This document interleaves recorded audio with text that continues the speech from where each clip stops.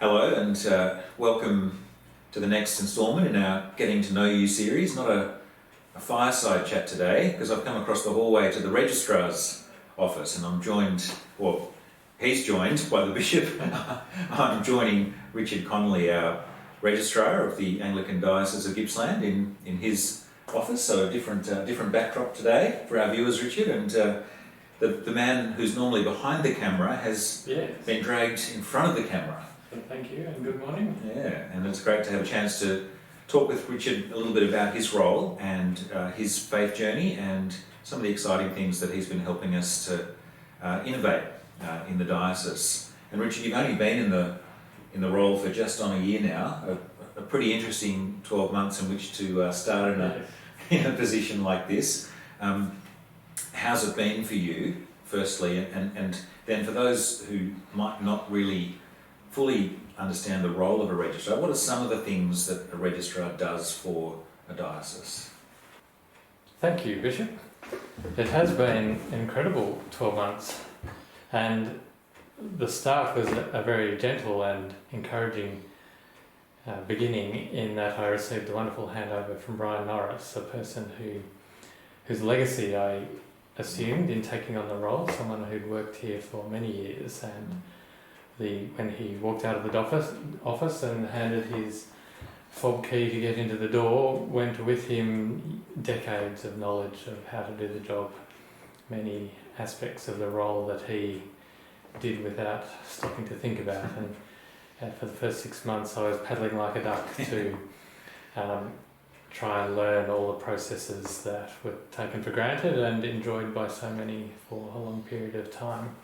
And I did receive a wonderful handover from Brian, and that was very encouraging. In coming to terms with that role in that next 6 months, it seemed an avalanche of an administrative burden, and coming to grips with the demands of all the meetings and the frequency in which they came. And I worked out it was over 75 meetings I have to attend a year, and towards the end of the year it felt like I was writing the agenda, then going to the meeting and recording the minutes and then typing them up and then implementing any decision that would be made and then turning around and doing it all again a month later. But through that time beginning to understand what the role entails, and I'm still coming to terms with that. And for those who have had an opportunity to see the bushfire concert, I talked about how on the 26th of November, how the fires started in Bruthen, and that consumed us right the way through till February the 20th, when they were finally declared to be put out and the watch and acts were finally removed. So that completely changed the focus of my attention anyway in supporting those parishes and adjusting to what changes that brought, as 5 of our 30 parishes automatically were closed off to their normal operating. Tourism had stopped, their finances were imperiled, or so it seemed, and collectively an idea was to come, well, let's start a fundraising campaign and see what could happen. And one of the decisions that is made and then has to be carried out and implemented. Yes. And with that came wonderful challenges. And now, 6 months after the fires were at their peak, still the fundraising continues to have momentum, and it's wonderful to see the generosity that came from people. Yeah, it's been a tremendous response, isn't it? Yes, and that still occurred in the context of the ongoing administration demand of the role. But then along in March, churches ceased when COVID-19 pandemic swept through the world, and that has now only been 3 or 4 months. How time flies. It seems so long ago. But since then, the focus of the role has purely been on how we adjust to the change in circumstances. Yeah, it's been incredibly busy, Richard, and I get to see that firsthand in this office, and you've got a wonderful team of people around you. Do you want to reflect a little bit with us on some of the co-workers here at the registry? well, I don't think I could survive in the role without the support that Annette and Kate bring to the role with their knowledge and their competency and efficiency, their willingness to take on additional tasks beyond the call of duty and their role. Yeah. They've been a wonderful support. Yeah. And especially as COVID restrictions have meant we've been needing to work from home, I've had to rely on them even more greatly recently as they carry on the financial administration of the diocese. Yeah. When we return to working in the office, I've got some serious catch-up work to do to relearn all the roles and the tasks that they've taken on. Yeah, absolutely. No, wonderful support, and of course, then we've got the likes of Dave Perryman a couple of days, and Jill, who helps with the screening work, and Tim Gibson, of course, in the archives. So there's kind of concentric circles, aren't there, of that support, even though it's a pretty lean office, by comparison with some other registry setups around the national and wider church. So you manage to do a lot with a little, you and your colleagues. Yes. And, it's greatly appreciated. And even when a body of knowledge, especially carried by so many people, is a wonderful blessing to draw on. So, for example, Tim works tirelessly away in the archives room. We probably couldn't film in there because there's very little light and there's no fresh air. And we let Tim out once a week to go and get some victuals. But his knowledge of the development of churches and the history of people is wonderful to draw on. Yeah. His capacity to find lost documents from the 1920s is quite amazing. Yeah. And also being able to turn to Dave Perryman and say, I've got this task, I've been landed this thing that needs doing on the internet, I've got no idea how to use this software. Yeah. And Dave will squirrel away until we have an answer. And it's That's right. quite wonderful support. Yeah. Well, it's good to be part of such a kind of enthusiastic and gifted team, willing, generous workers. Yeah. You mentioned Tim's kind of sense of sort of institutional memory, and you yourself, Richard, of course, coming out of a Gippsland rectory. Your dad, of course, Jim Connelly, a bit of a legendary figure around the diocese, very experienced priest and canon emeritus of the cathedral, and a published author. Looking forward to launching his latest book a little bit later in the year when we're allowed to gather. Your mum, very skilled textile artist and someone who won a Churchill scholarship in her younger days. Very talented family that you come out of, but also a family that had a very strong faith and Christian practice. Tell us a little bit about what it was like growing up in a rectory as the son of a priest, and how that kind of formed the early stages of your own faith journey.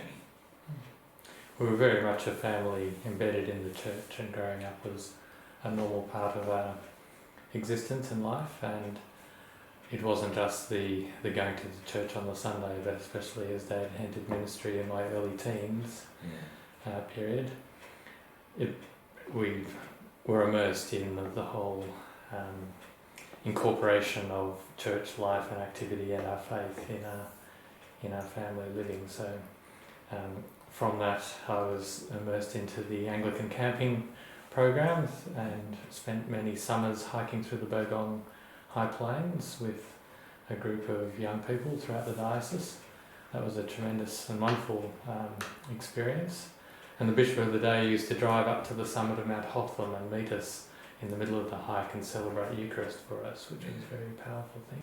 But growing up in a rectory was an interesting experience because you would often see people in one context when they would arrive at the family door for counselling and pastoral support, and being aware, even as a child, of some of the issues that were impacting on people, and then seeing my father respond and engage with those people on Sunday in church in a different context. And you learn pretty early as a child to wear different hats in different contexts. So often it's the awareness or knowledge of confidential information, that you're aware that things that you become aware of in the family aren't public knowledge, and that is something that is the learning and background that carried me into a legal profession, and then assisting the Professional Standards Committee for several years in the diocese, and before moving into that role professionally in the Melbourne Diocese for a short period of time. That ability to juggle different hats, but also to see people at the core who they are, beyond how they present in public. So it's been wonderful learnings in growing up in a rectorate. They're great skills to bring to your current role, I would imagine. Yes, especially in the role.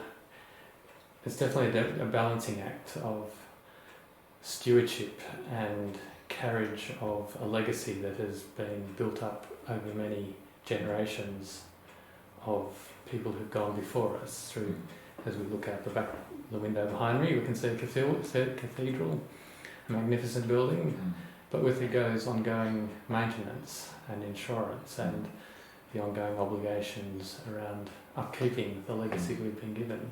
Absolutely. So the role, as I've found, is both a collision of protecting and respecting that legacy, but also taking the church forward, and who knows where we may be in the next 10, 20 years.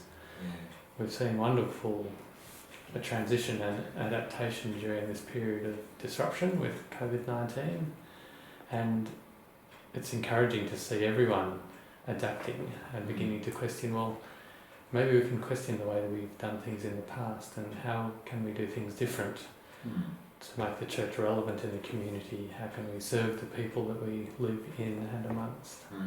Exciting times, I think. Yeah, I think so, and you've really been instrumental, I think, in helping us to move into that digital space and to do more online, starting with the first little bushfire video out on the street out here in the park, and that's been terrific, I think, and there's been a great response to that. Where do you see us going? How could we, where might that end up, I guess? I'm asking, how could we improve those offerings and, as you say, integrate them into the kind of new normal for our churches? I think we would need much and many processes of consultation with people to understand and to truly engage where they want to see the church going. The role of the registry is to enable and equip the work of the parishes in carrying out their mission. But I wouldn't be surprised if at the end of a consultation period people with one voice want to say, well, we want to engage with the community, we want to take the mission of the church to make the church relevant to the community around us. And part of that has been taking the worship services and putting them online. Just before Easter, I had no idea how to video edit, and to put 1 hour of editing, I think, took me 8 or 10 hours of sitting in front of a computer, scratching my head. That efficiency has increased, but a willingness to take on new things. And I think the church also is at that point of time where looking at what else can we do, what new things can we take on. And I trust that people will have the courage to try new things, whether it's technology, whether it's delivering our worship services in new formats. Let's see where our consultation takes us. Yeah, indeed. And part of that enabling work, and I like the way you described that, I think that's exactly right. That is the role of the kind of, diocesan structures. We're all the diocese, but in terms of the registry providing a kind of supporting and enabling role, I think that's a great way to describe it. Part of that, of course, is around resourcing and financial resources. It's been a challenging time, even before we hit the year we didn't see coming in 2020. Our diocese has been running deficit budgets for a few years, and that's obviously not a sustainable practice for the long term. It's not ideal stewardship. It's a necessity for a short period of time.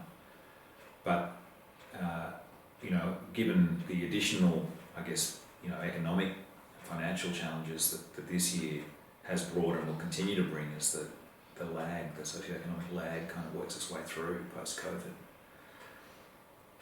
What are some of the ways that, along with the Bishop and Council and the Executive Committee and the Finance Committee senior staff, we're starting to strategise our way through that particular challenge and find pathways to perhaps broaden our revenue base and our partnerships? How are we going to address that kind of financial challenge? There's some big challenges ahead. And it is really a time and a calling for us to change and embrace new endeavours and new strategies. The financial position we are in would indicate that if we continue going the way we are, we'll have some very serious rationalisations we'll have to do, which will involve the closure of churches, the sale of land, a forced change that we won't be in control of, and that's something that I don't believe anyone wants to see. No. But we've also seen churches and parishes respond so creatively throughout this period of disruption in finding new ways to engage, and even financially there's been a tremendous shift across 30 parishes as a whole to shift from a typical pattern of people putting in the plate on a Sunday, now shifting across to many parishes reporting that the majority of their giving is now on electronic giving. So parishes can adapt, and the diocese also has to adapt.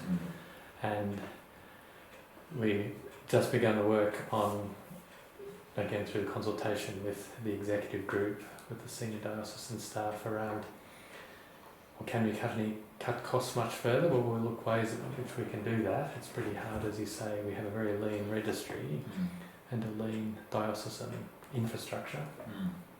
But really challenging our notion around what revenue streams we as a diocese can turn on and can rely on. So in the past we haven't seen the diocese as a corporate entity, something that can trade in its own right and try and derive income.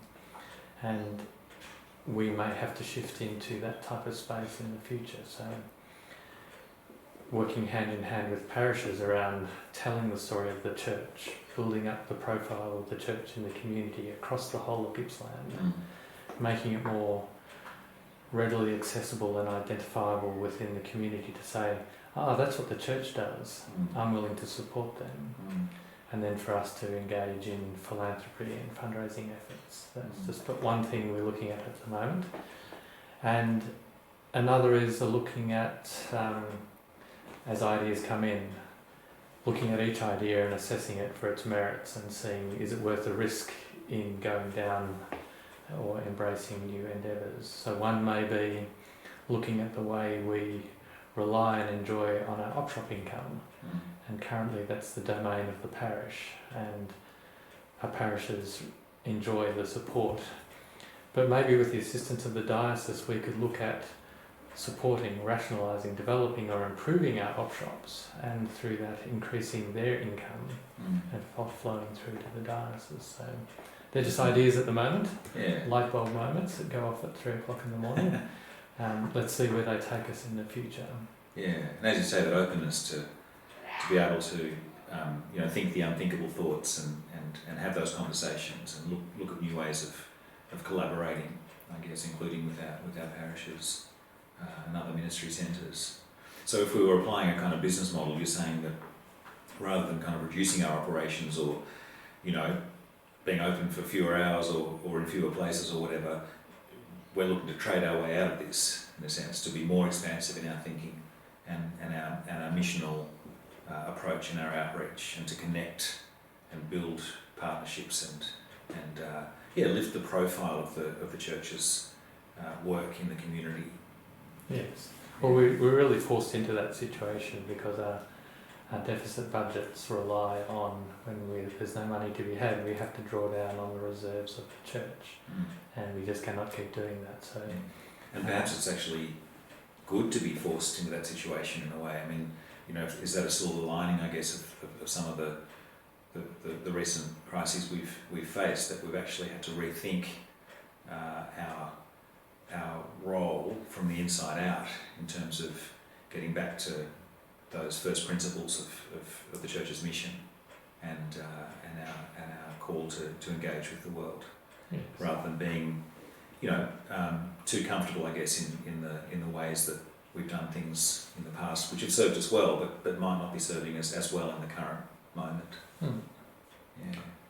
And with that is a role of beginning to collaborate with parishes, and so that they can have confidence and rely on the work that the registry does for their behalf and on their behalf. So, for example, we ask our parishes faithfully to meet the invoice costs that we send them out every month. Part of it is an insurance payment, and they have to have confidence and trust that the work that we're doing in the background, the administrative burden of submitting the returns, collecting the data, negotiating in the open marketplace, is in their interests. Yeah. And they need to know and have trust and confidence that their interests are covered by adequate insurance. Yeah. So again, it's about relationships, isn't it? Yeah. It's a ministry as well as being an administrative kind of service. It's ecclesial. It's to do with the body. Yes. Yeah. Kate, when she was interviewed several weeks ago, introduced a term that was new to me, one of pastoral administration, which is administering for the benefit of others to enable and equip them in their work. Yeah. So that hopefully that will be a value we can entrench deeply here in the registry. Yeah. It was my intention to get out to every parish within the first 6 months of taking on the role, and along came bushfires, along came a pandemic, and I don't know how I can do that now, but along with it comes new challenges. Who would have thought that we could have Zoom meetings and connect with people online, and all of a sudden we have new ways of engaging. So and we're saving on petrol costs. Yeah. So Richard, for all the challenges, and it's been an incredibly busy year for you, and I know how hard you work. I get those emails at 3 a.m. when you have your light bulb moments, it's just incredible what you've been able to kind of get across in such a short space of time. But for all the challenges that we've touched on, are you hopeful about the future? Yes, I am, because anecdotally I hear of people who have confidence in the work that we as a registry do, but I also hear encouraging stories of many parishes saying, well, we've doubled our numbers. We would have 20 people coming to a service on a Wednesday morning, and now we have 80 zooming in on a meeting. With that come challenges of how do we engage with people who may be unknown to us. How do we, I think they're wonderful opportunities, but what are the pathways to bring them into the life of the church? Yes, definitely. Yeah. And they're people who, up until now, we wouldn't consider part of our congregation, but are definitely keen on engaging and participating in the life of the church. So, yes, positive, enthusiastic. Well, that's great to hear, Richard, and on behalf of the diocese, can I thank you and the team for the wonderful work that you do. I think it's a bit like the iceberg. It's easy to see the little bit at the top above the water, but what often goes unnoticed is the huge, body of work that sits, beneath the surface and is often hidden. And I think, you've been able to help steer a course through pretty difficult and challenging waters, and we're very, very grateful to you for that, and we look forward to, as you celebrate your first anniversary in the Registrar's Chair, we look forward to many, many such anniversaries, and to hearing a little bit more about some of the things you've shared with us today as we move forward into an uncertain but as you say, a hopeful future. Thank you, and your support as I've learnt the role, and your reminding of all the many things that I forget to do has been very encouraging. Thank you. That's a pleasure. It's a two-way street, of course. Good on you, Richard.